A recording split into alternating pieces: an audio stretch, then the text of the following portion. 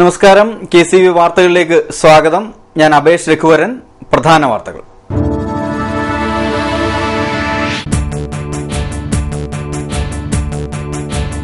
ചരിത്രം വഴിമാറില്ല. മൂലക്കളിയുടെ പാരമ്പര്യത്തിന് കോട്ടം വരില്ലെന്ന് ഉറപ്പായി. മൂലം വള്ളംകളി അതിന്റെ എല്ലാ പൊലിമയോടെയും നടത്താൻ തീരുമാനം.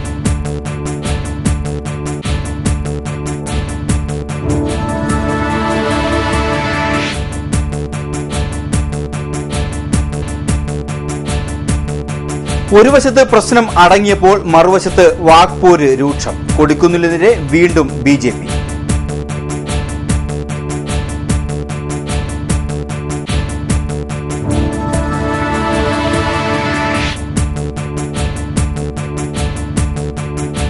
സമരം നിരാഹാരം, ഇനി മരണം വരെ സമരം.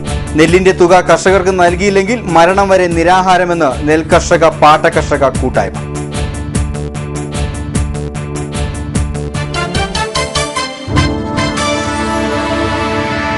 വാർത്തകൾ വിശദമായി. ചമ്പക്കുളം മൂലം ജലോത്സവം നടത്താൻ തീരുമാനമായി. ചൊവ്വാഴ്ച വൈകുന്നേരം തഹസീൽദാരുടെ നേതൃത്വത്തിൽ നടന്ന ചർച്ചയിലാണ് തീരുമാനമായത്. ചമ്പക്കുളം മൂലം ജലോത്സവത്തിന്റെ ഭാഗമായി നിലനിന്നിരുന്ന അനിശ്ചിതത്വം നീങ്ങി. മൂലം ജലോത്സവ പൈതൃക കേന്ദ്രവും റേസ് കമ്മിറ്റി അംഗങ്ങളും തമ്മിൽ തീരുമാനത്തിൽ എത്തുകയായിരുന്നു. നേരത്തെ നിശ്ചയിച്ച തീയതിയിൽ തന്നെ സാംസ്കാരിക ഘോഷയാത്രയും ജലോത്സവവും നടത്തും. മൂലം ജലോത്സവത്തിന്റെ പൈതൃകത്തെയും ആചാരത്തെയും തകർക്കുന്ന നടപടിയാണ് കൊടിക്കുന്നിൽ സുരേഷ് MPയും കുട്ടനാട് പൈതൃക കേന്ദ്രം ചെയർമാൻ അഡ്വക്കേറ്റ് അനിൽ ബോസും സ്വീകരിച്ചതെന്ന് BJP നിയോജക മണ്ഡലം പ്രസിഡന്റ് MR സജീവ് മംഗമു സ്റ്റുഡിയോയിൽ KCV വാർത്തകളോട് സംസാരിക്കുകയായിരുന്നു അദ്ദേഹം. നമ്മുടെ ബഹുമാനപ്പെട്ട കൊടിക്കുന്നിൽ സുരേഷ് MPയും കുട്ടനാട് പൈതൃക കേന്ദ്രത്തിന്റെ പ്രസിഡന്റ് അനിൽ ബോസും നടത്തിയിട്ടുള്ള ഒരു പ്രസ്താവന ഈ വള്ളംകളി അതിന്റെ പൈതൃകത്തെ നശിപ്പിക്കുന്നതിൽ, അതിന്റെ പാരമ്പര്യത്തെ നശിപ്പിക്കുന്നതിൽ MPക്ക് യാതൊരു ബന്ധവുമില്ലാത്ത തരത്തിലാണ് കഴിഞ്ഞ ദിവസം പ്രസ്താവന ഇറക്കിയിട്ടുള്ളത്.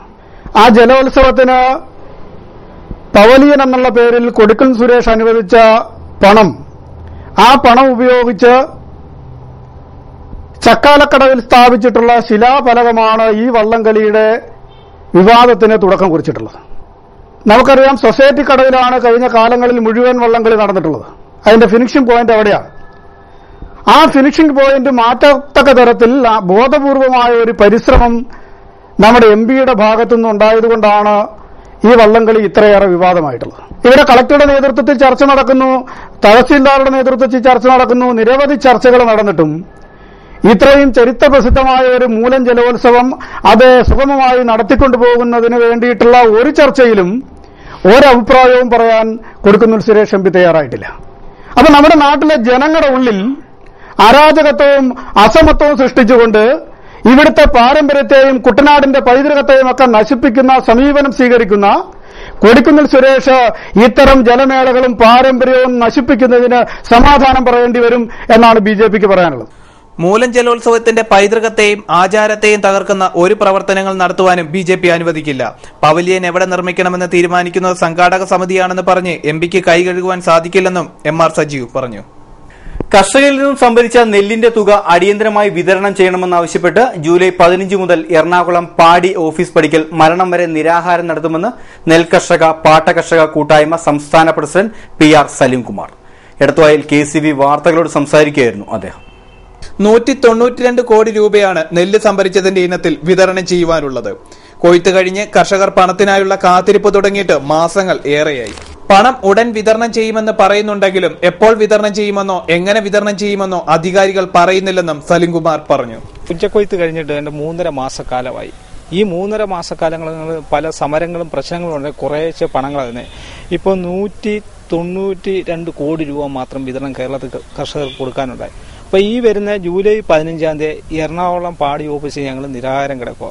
പണം ഇന്ന് തരുന്നോ അതുവരെ നിരാഹാരം കിടക്കാനാണ് ഞങ്ങളൊക്കെ സംസ്ഥാന കമ്മിറ്റി കൂടി തീരുമാനമെടുത്ത്. ആ തീരുമാനം എടുത്തു കഴിഞ്ഞ് സമരങ്ങളിൽ ഞങ്ങൾ മുന്നോട്ട് പോയി കഴിഞ്ഞ് പോവുക മുന്നോട്ട്. ഇപ്പം ഈ കൊയ്ത്ത് കഴിഞ്ഞിട്ട് ഇത്രയും സമയങ്ങളുമായി സ്കൂൾ തുറന്നിട്ട് യൂണിഫോം പോയി മേടിക്കാൻ നിവൃത്തിയില്ല സാധാരണപ്പെട്ട കർഷകർ. പക്ഷെ വൻ കർഷകരല്ല, ഇടത്തര കൃഷിക്കാരാ. നേരത്തെയുള്ള കർഷകർ ജന്മികൾ ഇപ്പം പാട്ടത്തിന് കൊടുക്കുക. ആ പാട്ടത്തിന് കൊടുത്ത് പാട്ടകൃഷിക്കാർ ഇപ്പം കൂടുതലും ജന്മികൾ ഇല്ലാത്തതുകൊണ്ട് കൃഷി ചെയ്യുന്നത്. ഇപ്പം ധനകാര്യ സ്ഥാപനമായ KSP എന്ന് പറയുന്ന ധനകാര്യ സ്ഥാപനം ധനകാര്യ വകുപ്പ് മന്ത്രിയുടെ കീഴിലുള്ള ഈ പണം കൊടുക്കാനാണ് ഈ ധനകാര്യ വകുപ്പിന് തീരുമാനം, മന്ത്രിസഭ കൂട്ടായി തീരുമാനം എടുത്ത ഈ പണം കൊടുക്കാം. പക്ഷെ കൊടുക്കുന്നില്ല. എന്തുകൊണ്ട് ഈ കേരളത്തിലെ നിയമസഭയെ മന്ത്രിമാര്, സിവിൽ സപ്ലൈ മന്ത്രിയും ധനകാര്യ വകുപ്പ് മന്ത്രിയും യോജിപ്പില്ല കേരളത്തിലെ മന്ത്രിസഭയെ? അതുകൊണ്ട് കർഷകരെ മാത്രം കൂടുതലായിട്ട് ദ്രോഹിക്കുന്നു. നിയമസഭയിൽ ഒരു നെൽകർഷകൻ, ഒരു MLA ഇല്ലാത്തവരുടെ ബുദ്ധിമുട്ട് കർഷകർ അനുഭവിക്കുന്നു. അതുകൊണ്ട് അടിയന്തരമായിട്ട് ഇടപെട്ട് ഈ പണം ഞങ്ങൾക്ക് കിട്ടണം കർഷകരുടെ, അല്ലെങ്കിൽ ഞങ്ങൾ ഈ സമരം വീണ്ടും ഞങ്ങൾ തുടങ്ങും. കുറിച്ചി ഗ്രാമപഞ്ചായത്തിലെ 16, 17 വാർഡുകളിലെ കുട്ടഞ്ചിറമറ്റം, അട്ടിച്ചിറ കോളനി, വട്ടഞ്ചിറമറ്റം, ചാണകക്കുഴി തുടങ്ങിയ കോളനികളിലെ വെള്ളക്കെട്ട് ഒഴിവാക്കുന്നതിനാവശ്യമായ നടപടി സ്വീകരിക്കണമെന്നാവശ്യപ്പെട്ട് പ്രദേശവാസികൾ പഞ്ചായത്ത് ഓഫീസ് ഉപരോധിച്ചു. ചൊവ്വാഴ്ച രാവിലെ 8 മണിക്ക് ഔട്ട്പോസ്റ്റ് ജംഗ്ഷനിൽ നിന്നും ആരംഭിച്ച മാർച്ചിൽ സ്ത്രീകളും കുട്ടികളും അടക്കം 100 കണക്കിന് പ്രവർത്തകർ പങ്കെടുത്തു.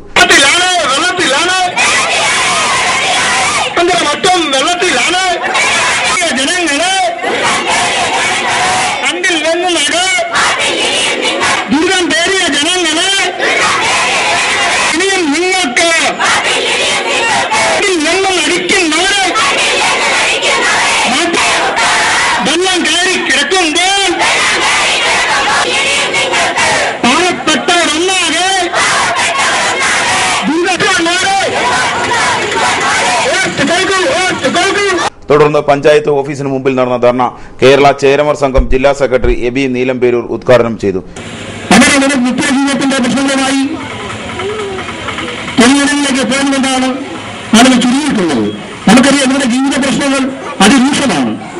ഓരോ മുദ്രാവാക്യങ്ങളും പരിശോധിക്കുന്നത് കൊച്ചുകുട്ടികൾ അവരുടെ അവകാശങ്ങൾ സംരക്ഷിക്കപ്പെടുന്നില്ല. കുടിവെള്ളമെന്ന മൗലിക അവകാശം പോലും നിഷേധിക്കപ്പെടുന്ന ഒരു ജനതയായി നമ്മുടെ കേരളത്തിലെ പാവപ്പെട്ട ജനങ്ങൾ മാറിക്കൊണ്ടിരിക്കുകയാണ്. ഇത്തരത്തിൽ മൗലികമായ പ്രശ്നങ്ങൾ പരിഹരിക്കാൻ പറ്റാത്ത ഒരു ഭരണാധികാരികളെ എത്ര പേരാണ് കൈകാര്യം ചെയ്യേണ്ടത് എന്നതിനെ സംബന്ധിച്ച് ജനങ്ങൾക്ക് കൃത്യമായി അറിയാം. കാരണം ഇവിടെ ഉയർത്തിയിട്ടുള്ള മുദ്രാവാക്യങ്ങളിൽ അത് വളരെ സ്പഷ്ടമായി നമുക്ക് കേൾക്കാൻ സാധിക്കുന്നുണ്ട്. എന്തുകൊണ്ടാണ് ഇത്തരത്തിലുള്ള സാഹചര്യം ഉണ്ടായെന്ന് ആ മുദ്രാവാക്യം നമുക്ക് കാണാൻ സാധിക്കുന്നുണ്ട്. വികസനത്തിന് വേണ്ടി മാറ്റിവെക്കപ്പെടുന്ന ഫണ്ടുകൾ വകമാറ്റി ചെലവഴിക്കുക വഴിയാണ് ഇത്തരത്തിലുള്ള കെടുതികൾ സംഭവിക്കുന്നതെന്ന് കൃത്യമായ മുദ്രാവാക്യത്തിൽ ഇവിടെ കുട്ടികൾ ഉയർത്തിയിട്ടുണ്ട്. സ്ത്രീകളുടെ ആവേശവും കുട്ടികളുടെ ആവേശവും പരിശോധിക്കേണ്ടതുണ്ട്. ഇതിന്റെയൊക്കെ തിക്തഫലം ഏറ്റവും കൂടുതൽ അനുഭവിക്കുന്നത് കുട്ടികളും സ്ത്രീകളുമാണ്. Kerala Janakeeya Manushyavakasha Vedi convener Rishikumar, KJ Ithithanam, Shailama PS, Jose Pongampara, Harish Kumar തുടങ്ങിയവർ സംസാരിച്ചു. പഞ്ചായത്ത് ഉപരോധത്തിന്റെ ഭാഗമായി ഉദ്യോഗസ്ഥർക്ക് 12:30 മാത്രമേ പഞ്ചായത്ത് ഓഫീസിൽ പ്രവേശിക്കാൻ സാധിച്ചുള്ളൂ.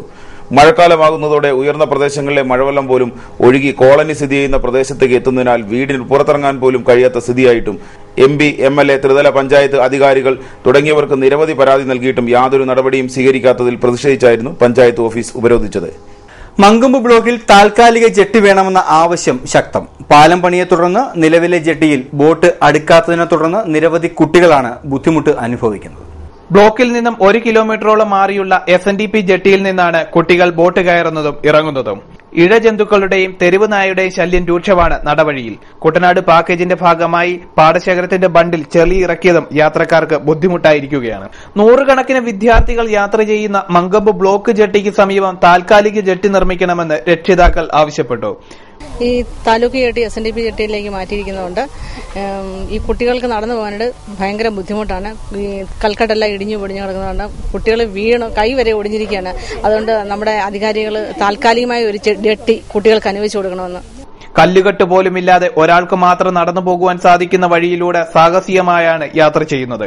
പുളുങ്ങുന്ന പ്രദേശത്ത് നിന്നും താലൂക്ക് ഓഫീസിലേക്ക് വരുന്ന ജനങ്ങൾ ഇരട്ടി പണം മുടക്കി സ്വകാര്യ വാഹനത്തിൽ വരേണ്ട അവസ്ഥയാണ് നിലവിൽ. ഞങ്ങൾ വളരെ കഷ്ടപ്പെട്ടാണ് ഈ വഴി കൂടെ വരുന്നത്. കൽക്കട്ടൊക്കെ ആണെങ്കിൽ ഇടിഞ്ഞു പൊളിഞ്ഞു നടക്കുക. ഞങ്ങൾ പല പ്രാവശ്യവും ഞങ്ങൾ കുട്ടികൾ കുഴിക്കകത്തും വെള്ളത്തിലൊക്കെ വീണിട്ടുണ്ട്. ഇന്നാൾ തന്നെ ഞാൻ കട്ട ചവിട്ടി തെന്നി അടിച്ചു വീണതാണ്. SNDPയിലേക്കും പോസ്റ്റ് ഓഫീസിലേക്കും മൃഗാശുപത്രിയിലേക്കും വരുവാനുള്ള ഏക വഴിയാണ് ഇത്തരത്തിൽ യാത്രായോഗ്യമല്ലാത്ത നിലയിൽ കിടക്കുന്നത്. News desk KCV. സ്ത്രീ പീഡന കേസിലകപ്പെട്ട ആലപ്പുഴ നഗരസഭാ കൌൺസിലർ A. ഷാനവാസിന്റെ രാജി ആവശ്യപ്പെട്ട് പ്രതിഷേധം തുടരുന്നു. പ്രതിപക്ഷ കൌൺസിലർമാർ നഗരസഭയ്ക്ക് മുന്നിൽ കുത്തിയിരിപ്പ് സമരം നടത്തി. ഷാനവാസിന്റെയും ചെയർപേഴ്സന്റെയും രാജി ആവശ്യപ്പെട്ടായിരുന്നു സമരം. DCC president A. ഷുക്കൂർ സമരം ഉദ്ഘാടനം ചെയ്തു. എന്താ ഇവിടെ ആലപ്പുഴ നഗരസഭയിൽ സംഭവിച്ചത്?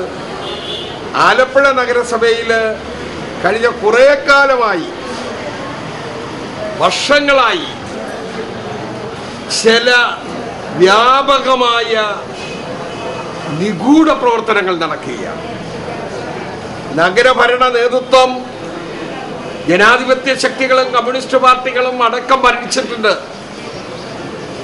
എന്നാൽ കഴിഞ്ഞ ഒരു 7-8 വർഷക്കാലം നിരന്തരമായി ആ ആക്ഷേപം വന്ന് പതിക്കുന്ന നഗരസഭയായിട്ട് ആലപ്പുഴ മാറി.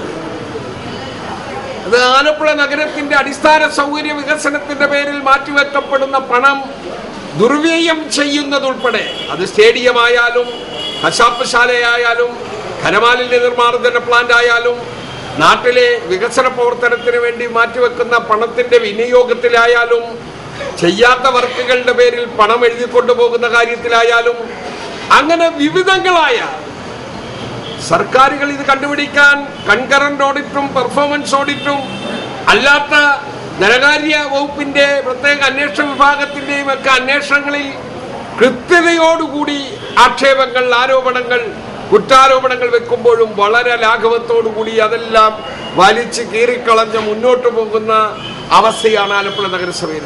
നഗരസഭാ പ്രതിപക്ഷ നേതാവ് തോമസ് ജോസഫ് അധ്യക്ഷത വഹിച്ചു. B Mehaboob, advocate A Razak, Illikkal Kunjuman തുടങ്ങിയവർ സംസാരിച്ചു. സമരം നടത്തിയ പ്രതിപക്ഷ കൌൺസിലർമാർക്ക് അഭിവാദ്യം അർപ്പിച്ച് സനാതനം കോൺഗ്രസ് കമ്മിറ്റി നേതൃത്വത്തിൽ നഗരസഭയിലേക്ക് പ്രകടനം നടത്തി. ചാത്തനാട് വാർഡ് കൌൺസിലറും ഡിവൈഎഫ്ഐ ജില്ലാ നേതാവുമായ ഷാനവാസിനെ പുറത്താക്കണമെന്നാവശ്യപ്പെട്ടായിരുന്നു സമരം. ഇനിയൊരു ഇടവേള. KCV വാർത്തകൾ നിങ്ങൾക്കായി അവതരിപ്പിക്കുന്നത് മനോഹരമായൊരു വീട് നമ്മുടെ എല്ലാം സ്വപ്നമാണ്. നിങ്ങളുടെ സ്വപ്ന ഭവനങ്ങളെ മനോഹരമാക്കാൻ ഇതാ സിമ്പിൾ ഷാലിമാർ സൂപ്പർ ബ്രാൻഡ് ടൈലുകളുടെയും ഗ്രാനൈറ്റിന്റെയും വിസ്മയ ലോകം. വിപുലമായ സ്റ്റോക്ക്, ഫാസ്റ്റ് സർവീസ്, 100% ഗുണമേന്മ ഇവയൊക്കെ നിലനിർത്തുന്നതുകൊണ്ട് ഞാൻ പറയുന്നു Shalimar. Shalimar marbles and granite, സ്വപ്ന ഭവനത്തിന് ഇവിടെ പൂർണ്ണത. Shalimar marbles and granite, Manikkachira, AC road, Changanassery.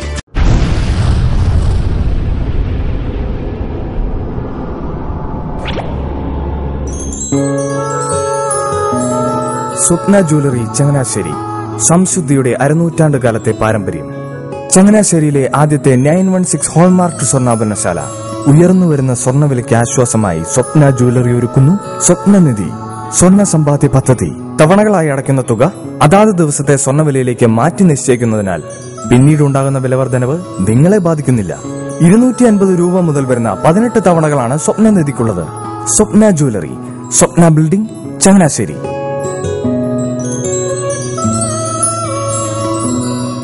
എന്റെ മോഹനേട്ടാ, എളുപ്പ വഴികളും കുറുക്കു വഴികളും നോക്കി പോകുമ്പോഴാ നമ്മളെ ആരെങ്കിലും പറ്റിക്കണത്. എന്നെ ഇന്നവരാരെങ്കിലും പറ്റിച്ചിട്ടുണ്ടോ? കാരണം എന്താ? എനിക്ക് ബുദ്ധിയുണ്ട്. അനു തിരക്കിലായിരിക്കുമല്ലേ? അനുവിനെ കഴിഞ്ഞ ആഴ്ച ആലപ്പുഴയിലെ മുല്ലക്കൽ പ്രിൻസ് ജുവലറിയിൽ നിൽക്കുന്നത് കണ്ടിരുന്നല്ലോ. അതെ, ഞാൻ അവിടെ നിന്നാണ് സ്വർണ്ണാഭരണങ്ങൾ വാങ്ങാറുള്ളത്.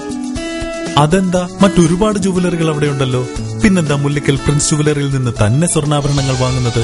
അതെല്ലാവർക്കും അറിയാവുന്ന കാര്യമല്ലേ.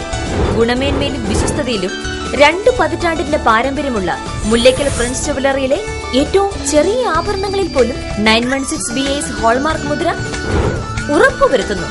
ആരുടെയും സങ്കല്പത്തിന് അനുയോജ്യമായ വ്യത്യസ്തതരം ഡിസൈൻസ്. അങ്ങനെയാവുമ്പോൾ പണിക്കൂലി കൂടുതലായിരിക്കും അല്ലേ? ഏറ്റവും കുറഞ്ഞ പണിക്കൂലി മാത്രമല്ല, 916 BIS ഹോൾമാർക്കഡ് സ്വർണ്ണാഭരണങ്ങൾ മാറ്റി വാങ്ങുമ്പോൾ വിലയിലോ തൂക്കത്തിലോ കുറവ് വരുന്നില്ല. അപ്പോൾ ശരിക്കും ഹീറോ മുല്ലക്കൽ പ്രിൻസ് ജ്വല്ലറിയാണല്ലേ? അത് പിന്നെ പറയാനുണ്ടോ? 100% BIS ഹോൾമാർക്കഡ് സ്വർണ്ണാഭരണങ്ങൾ വിൽക്കുന്ന സ്വർണ്ണാഭരണശാല പ്രിൻസ് ജ്വല്ലറി, മുല്ലക്കൽ, ആലപ്പുഴ. വാർത്തകൾ തുടരുന്നു. കുറിച്ചി ഗ്രാമപഞ്ചായത്ത് പ്രസിഡന്റ് ശൈലജ സോമൻ ഗ്രാമപഞ്ചായത്ത് പ്രസിഡന്റ് സ്ഥാനവും വാർഡ് മെമ്പർ സ്ഥാനവും രാജിവെച്ചു. ജില്ലാ സെക്രട്ടറിയുടെ കർശന നിർദ്ദേശത്തെ തുടർന്നായിരുന്നു പ്രസിഡന്റിന്റെ രാജി.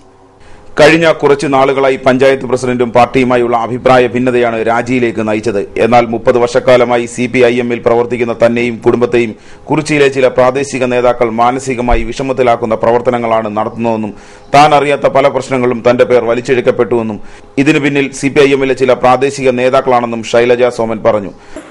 NREG ഒക്കെ ഞാൻ അവിടെ ഇന്റർവ്യൂ നടത്തിയത് ധിക്കരിച്ചുകൊണ്ട്, പാർട്ടിയെ ധിക്കരിച്ചുകൊണ്ടാണ് ചെയ്തതെന്ന് പറഞ്ഞു. ഒരിക്കലും അങ്ങനെ ചെയ്തിട്ടില്ല. അത് പാർട്ടിയിൽ ഉൾക്കൊള്ളുകൊണ്ട് തന്നെയാണ് ചെയ്തിരിക്കുന്നത്. കുടുംബശ്രീയായിട്ട് ബന്ധപ്പെട്ടും ഒക്കെ അങ്ങനെ തന്നെയാണ് പ്രവർത്തനം നടത്തിയത്.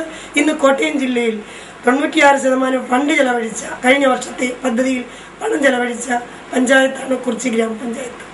ഈ വർഷത്തെ പദ്ധതി കോട്ടയം ജില്ലയിൽ രണ്ടാമത്തെ പഞ്ചായത്തിൽ അന്നും DPS അംഗീകാരം നേടിയ രണ്ടാമത്തെ പഞ്ചായത്താണ് കുറിച്ചി. ഒരു സ്ത്രീ എന്ന നിലയ്ക്ക് എനിക്ക് തുറന്നുകൊണ്ടുപോകുന്നതിന് ശാരീരികമായും മാനസികമായും എന്നെ വിഷമവൃത്തത്തിലാക്കിക്കൊണ്ടുള്ള ഒരു പ്രവർത്തനമാണ് നടന്നുകൊണ്ടിരുന്നത്. അതിൽ എനിക്ക് അതിയായ വേദനയുണ്ടായിരുന്നു. അതെല്ലാം സഹിച്ചുകൊണ്ട് ജലനിധി പദ്ധതിയും ജനങ്ങൾക്ക് ഉപകാരപ്രദമാകുന്ന കാര്യങ്ങളും ആ 3.5 വർഷമായിട്ട് ഇതെല്ലാം സഹിച്ചുകൊണ്ടാണ് ചെയ്തിരുന്നത്. ജനങ്ങൾക്ക് അത് കൃത്യമായിട്ടും അറിയാം. അത് ഞാൻ അല്ലാണ്ട് പാർട്ടി വിരുദ്ധമായിട്ടും ഒന്നും ഒരു നടപടിക്രമങ്ങൾക്കും പോയിട്ടില്ല. പാർട്ടി അംഗീകരിച്ചുകൊണ്ട് തന്നെയാണ് ചെയ്തിരിക്കുന്നത്. നിക്ഷിപ്ത താല്പര്യമുള്ള കുറേ പേര് ഇതിനു വേണ്ടിയിട്ട് എന്നെ പ്രസിഡന്റ് സ്ഥാനത്തു നിന്നും മാറ്റാൻ ആദ്യം തൊട്ടുള്ള പരിശ്രമം ഉണ്ടായിരുന്നു. അതാണ് ഇപ്പോൾ പ്രാവർത്തികമായി. പ്രസിഡന്റ് പദം രാജിവെക്കാനുള്ള പാർട്ടി തീരുമാനം അനുസരിച്ചുവെന്നും ഒപ്പം മെമ്പർ സ്ഥാനം കൂടി താൻ രാജിവെച്ചുവെന്നും ഇനി പൊതുരംഗത്തേക്ക് ഉടനില്ലെന്നും ശൈലജ സോമൻ KCV വാർത്തകളോട് പറഞ്ഞു. നെല്ലുവില കുടിശ്ശിക കൊടുത്തു തീർക്കുന്നതിനായി സപ്ലൈകോ 100 കോടി രൂപ വായ്പ എടുക്കുന്നു. വായ്പാ പരിധി ഉയർത്തണമെന്ന സപ്ലൈകോയുടെ ആവശ്യത്തിന് സർക്കാർ അനുമതി നൽകി. നെല്ല് സംഭരിച്ച് മാസങ്ങൾ പിന്നിട്ടിട്ടും വിലയിനത്തിലുള്ള സർക്കാർ വിഹിതം ലഭിക്കാതായതോടെയാണ് സംഭരണ ഏജൻസിയായ സപ്ലൈകോ വീണ്ടും വായ്പ എടുക്കുന്നത്. സംസ്ഥാനത്ത് 1,20,000 കർഷകരിൽ നിന്നായി 192.17 കോടി രൂപയാണ് ഇനി നൽകുവാനുള്ളത്. ഫെഡറൽ ബാങ്ക്, കാനറ ബാങ്ക്, സംസ്ഥാന സഹകരണ ബാങ്ക് എന്നിവിടങ്ങളിൽ നിന്നാണ് വായ്പയെടുക്കുക. 500 കോടി രൂപയാണ് സപ്ലൈകോയുടെ നിലവിലെ വായ്പാ പരിധി. ഫെഡറൽ ബാങ്കിൽ നിന്നും 300 കോടിയും മറ്റു 2 ബാങ്കുകളിൽ നിന്നുമായി 100 കോടി വീതവും ഇതിനോടകം തന്നെ സപ്ലൈകോ എടുത്തു കഴിഞ്ഞു. ഇനി കൂടുതൽ തുക വായ്പയെടുക്കണമെങ്കിൽ സർക്കാർ അനുമതി വേണം. ഇത് സംബന്ധിച്ച സർക്കാർ ഉത്തരവ് അടുത്ത ദിവസം തന്നെ അധികൃതർക്ക് നൽകും. 100 കോടി രൂപ വായ്പയെടുക്കുന്നതോടെ സപ്ലൈകോയുടെ ബാങ്ക് വായ്പ തന്നെ 600 കോടിയാവും. ഇതോടെ പലിശ ബാധ്യതയും കുതിച്ചുവരും. 2013-14 വർഷത്തെ 2ാം സീസണിൽ സംസ്ഥാനത്ത് നിന്ന് കിൻഡലിന് 1900 രൂപ പ്രകാരം 4 ലക്ഷം ടൺ നെല്ലാണ് സപ്ലൈകോ മുഖേന സർക്കാർ സംഭരിച്ചത്. അതേസമയം നെല്ല് സംഭരിച്ച് 4 മാസങ്ങൾ പിന്നിട്ടിട്ടും കർഷകർക്ക് ഇതിന്റെ വില പൂർണ്ണമായും വിതരണം ചെയ്യുവാനായിട്ടില്ല. നെല്ലുവില ഉടൻ നൽകുമെന്ന് സർക്കാർ പലതവണ പ്രഖ്യാപിച്ചെങ്കിലും നടപ്പായിട്ടില്ല. ഇതേ തുടർന്ന് കണക്കിണിയിലായ കർഷകർ പ്രക്ഷോഭത്തിലാണ്. കേന്ദ്രവിഹിതം കഴിഞ്ഞ് കിൻഡലിന് 590 രൂപയാണ് സംസ്ഥാന സർക്കാർ നൽകേണ്ടത്. News desk KCV. Pulinkunnu saint Joseph higher secondary സ്കൂളിൽ എക്സലൻസിയ 2014 നടന്നു. SSLC പരീക്ഷയിൽ ഉന്നത വിജയം നേടിയ വിദ്യാർത്ഥികളെ അനുമോദിക്കലും പുതുതായി നിർമ്മിച്ച മൾട്ടിമീഡിയ റെക്കോർഡിംഗ് സ്റ്റുഡിയോയുടെ ഉദ്ഘാടനവും മലങ്കര ഓർത്തഡോക്സ് സുറിയാനി ചെങ്ങന്നൂർ ഭദ്രാസനാധിപൻ തോമസ് മാർ അത്തനേഷ്യസ് തിരുമേനി നിർവഹിച്ചു.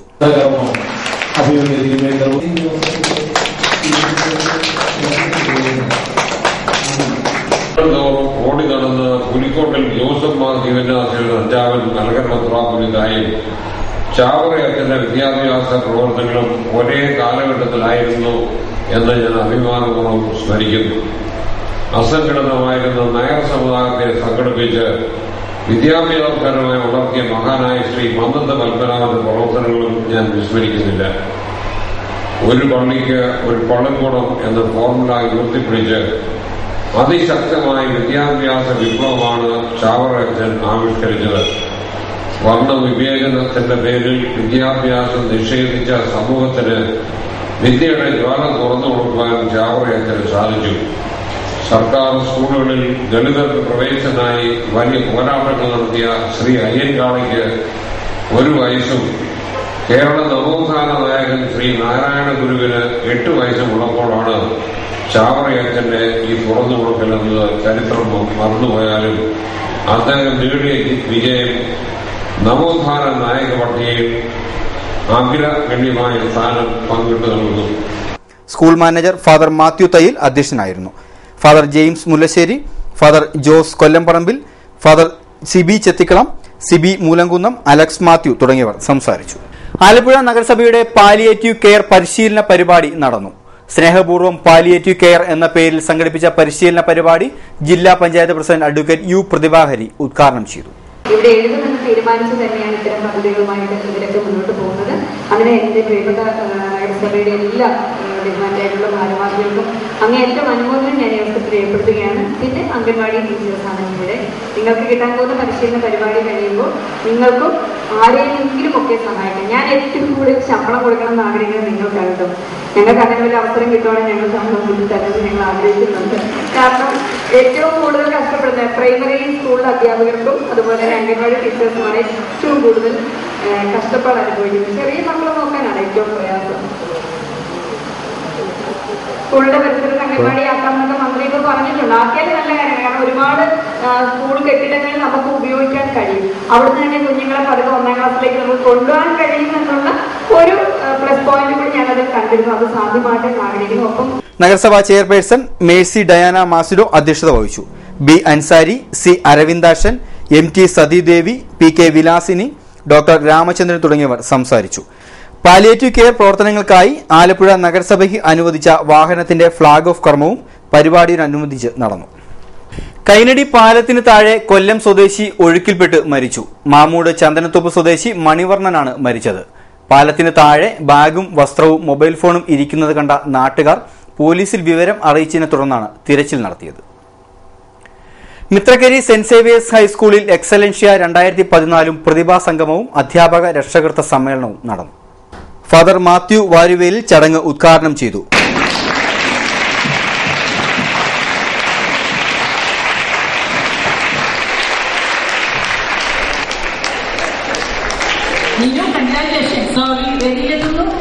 ഇന്നത്തെ കാലഘട്ടത്തിൽ വിദ്യാഭ്യാസം ഒത്തിരി വെല്ലുവിളികൾ നിറഞ്ഞതാണ്. പലതരത്തിൽ അതിനെ വ്യാഖ്യാനിക്കാനായിട്ട് സാധിക്കും. പലതരത്തിലുള്ള പ്രശ്നങ്ങൾ ഇന്ന് വിദ്യാഭ്യാസ മേഖലയിൽ ഓരോ ദിവസം ചെല്ലും തോറും കൂടിക്കൊണ്ടിരിക്കുക. അധ്യാപകരുടെ നിയമനത്തിലും കുട്ടികളുടെ എണ്ണത്തിന്റെ കുറവിൽ അവരുടെ ഭാഷ അല്ലെങ്കിൽ ഏത് തരത്തിലുള്ള വിദ്യാഭ്യാസം തിരഞ്ഞെടുക്കുന്നു എന്നുള്ള കാര്യത്തിൽ, അതുപോലെ തന്നെ വിദ്യാഭ്യാസ മേഖല അല്ലെങ്കിൽ കുട്ടികളെ ലക്ഷ്യം വെച്ചുകൊണ്ട് പലതരത്തിലുള്ള അസ്വസ്ഥതകൾ സമൂഹത്തിൽ തന്നെ ഉയർന്നു വന്നുകൊണ്ടിരിക്കുന്ന ഒരു കാലഘട്ടത്തിൽ നമ്മൾ ജീവിക്കുക. മയക്കുമരുന്നിന്റെയും മദ്യത്തിന്റെയും ഒക്കെ ഉപയോഗം ഇന്ന് ലക്ഷ്യം വയ്ക്കുന്നത് കൊച്ചുകുട്ടികളെയാണ്. നമ്മുടെയൊക്കെ സ്കൂൾ പരിസരത്ത് ഈ ലക്ഷ്യത്തോടുകൂടി വട്ടം കറങ്ങുന്ന അനേകരുണ്ട് എന്നുള്ളത് നമ്മുടെ മാധ്യമങ്ങൾ ഇന്ന് പുറത്തു കൊണ്ടുവന്നുകൊണ്ടിരിക്കുകയാണ്. അതിനെ ശുചിയാക്കുവാനായിട്ട്, അത്തരം പ്രവർത്തനങ്ങളെ ഇല്ലായ്മ ചെയ്യുവാനായിട്ട് ഇന്ന് സംസ്ഥാന കേന്ദ്ര തലത്തിലുള്ള നേതൃത്വം ശ്രമിച്ചുകൊണ്ടിരിക്കുന്ന ഒരു കാലഘട്ടത്തിൽ ഇന്ന് PTA, MPTA പോലുള്ള ഉത്തരവാദിത്തപ്പെട്ട സംഘാതമായിട്ടുള്ള പ്രവർത്തനങ്ങൾക്ക് ഇന്ന് അർത്ഥം വർദ്ധിച്ചിരിക്കുകയാണ്. മുട്ടാർ ഗ്രാമപഞ്ചായത്ത് പ്രസിഡന്റ് റെജിമോൾ പുരുഷോത്തമൻ മുഖ്യപ്രഭാഷണം നടത്തി. R. രമാദേവി, കുഞ്ഞുമോൻ ജോസഫ്, ബേബി ജോസഫ്, കൃഷ്ണൻകുട്ടി തുടങ്ങിയവർ പ്രസംഗിച്ചു. കേരളത്തിൽ നിരന്തരമായി ഉണ്ടായിക്കൊണ്ടിരിക്കുന്ന വൈദ്യുതി അപകടത്തിനെതിരെ ബോധവൽക്കരണവുമായി Kerala state electricity board. Edathua Thakazhi electric സെക്ഷന് കീഴിലുള്ള ഇലക്ട്രിസിറ്റി ജീവനക്കാരാണ് ബോധവൽക്കരണ നാടകം നടത്തിയത്. എടത്വ സെന്റ് മേരീസ് ഗേൾസ് സ്കൂളിലാണ് നാടകം നടന്നത്. ഇന്നലെ പണി കഴിഞ്ഞ് വന്നപ്പോ പണി 4 എനിക്ക് കരണ്ടിയാർ അടയ്ക്കാനേ ഒത്തില്ല. ഏതായാലും ഇന്ന് കരണ്ടിയാർ അടച്ചിട്ട് തന്നെ കാര്യം. ഇപ്പൊ പിന്നെ പഴയ പോലെ 10-3 അല്ല, ഇതൊക്കെ മാറ്റം. എന്ത് മാറ്റം? രാവിലെ 8 മണി മുതൽ വൈകിട്ട് 6 മണി വരെ ഏത് സമയത്തും കരണ്ട് അടയ്ക്കാം. അതിനുള്ള സംവിധാനം ബോർഡ് ഏർപ്പെടുത്തിയിട്ടുണ്ട്. രാവിലെ 8 മുതൽ വൈകിട്ട് 6 മണി വരെ കരണ്ടിയാർ അടയ്ക്കാമെന്ന് ഇന്നല്ലേ സത്യത്തിൽ ഞാൻ ഇപ്പോഴാണ് അറിയുന്നത്.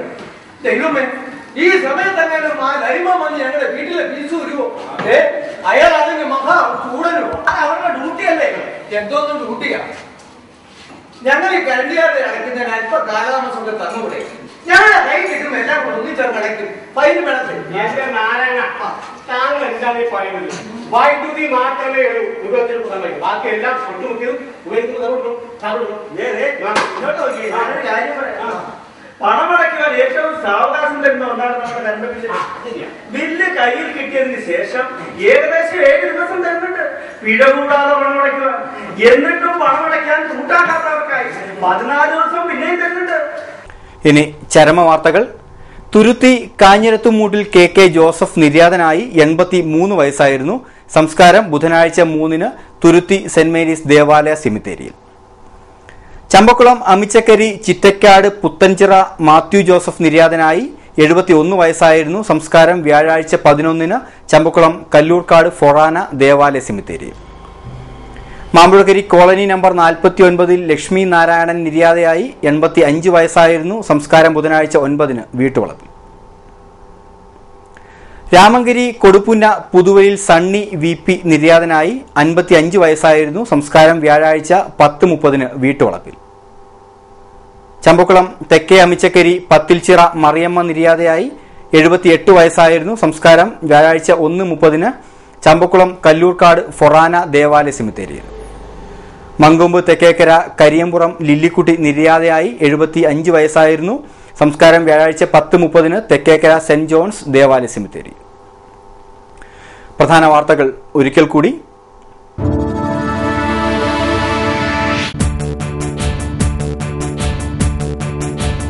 ചരിത്രം വഴിമാറില്ല. മൂലക്കളിയുടെ പാരമ്പര്യത്തിന് കോട്ടം വരില്ലെന്ന് ഉറപ്പായി. മൂലം വള്ളംകളി അതിന്റെ എല്ലാ പൊലിമയോടെയും നടത്താൻ തീരുമാനം.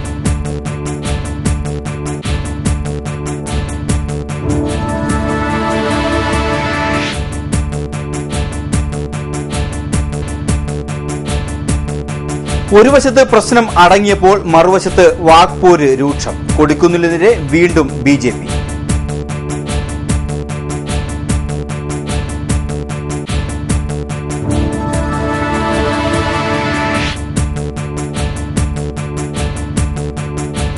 സമരം നിരാഹാരം, ഇനി മരണം വരെ സമരം. നെല്ലിന്റെ തുക കർഷകർക്ക് നൽകിയില്ലെങ്കിൽ മരണം വരെ നിരാഹാരമെന്ന് നെൽകർഷക പാട്ടകർഷക കൂട്ടായ്മ.